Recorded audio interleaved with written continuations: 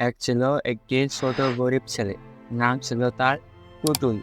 সে খুব কষ্ট করে তার মা বাবাকে সাথে একটি ছোট গ্রামে বাস করত।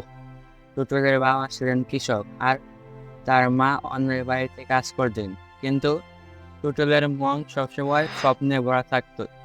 টুটুল সবচেয়ে বড় স্বপ্ন ছিল আকাশে ওড়া।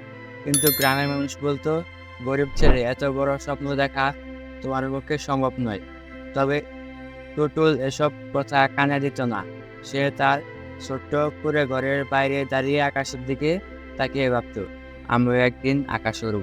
একদিন গ্রামে একটি জাদুঘর এলো। সে জানালো, আমি যার মন থেকে সত্যিকারের স্বপ্ন দেখে তাকে সাহায্য করতে পারি। টুটুল তার কাছে গেল এবং বলল, আমার স্বপ্ন আকাশ উড়া। জাদুঘর সে বলল, তোমার স্বপ্ন সত্যি হবে যদি তুমি নিজের উপর বিশ্বাস রাখো। জাদুকর টুটুলকে একটি ছোট কাগজে বিমান দিল এবং বলল, এই বিমানটি উড়িয়ে দাও, তোমার স্বপ্ন এর সাথে উড়তে শুরু করবে। টুটুল সেই বিমানটি আকাশে উড়িয়ে দিল। আর তখনই বিস্ময়কর কিছু ঘটল।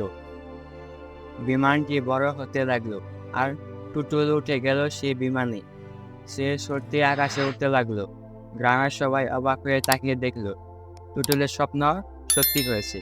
সে শিখলো, স্বপ্ন বড় হলে এবং মন থেকে বিশ্বাস করলে সবকিছু সম্ভব।